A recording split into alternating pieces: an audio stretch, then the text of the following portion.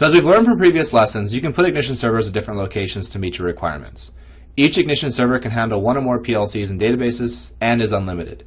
It is also possible for a single Ignition server to handle multiple sites, but that does fall short when you lose communication to the site, so it warrants putting an Ignition server at each location.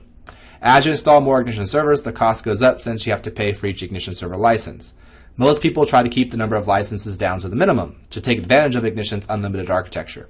You can keep the cost down by picking the minimum number of modules you need at each location. This architecture diagram here illustrates a way to log data from multiple remote sites to a central site, guaranteeing that we don't lose any data.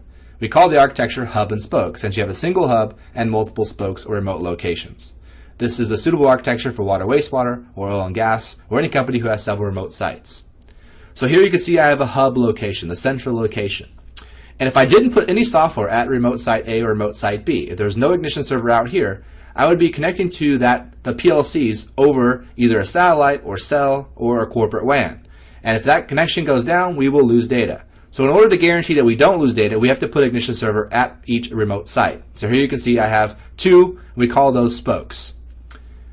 Now you can pick and choose which modules you need at each location to make up the architecture that you are getting at the end.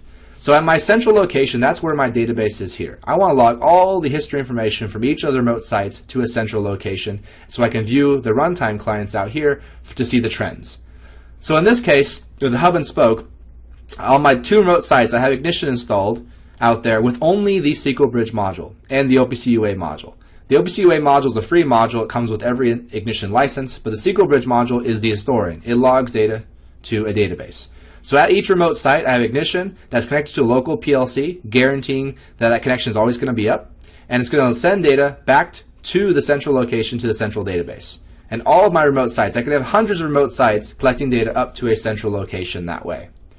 At the remote site, I have a client there. I can actually open up the trend and see what's happening, and that is going to open the client from the central location as well, since that the central location is where my vision and report modules are, or any modules up there that we need.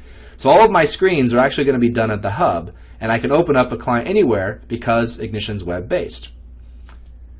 So what happens to the clients at the remote sites here when the connection to the hub goes down? Well, essentially, if the connection to the hub goes down, the clients at each remote site will be blind.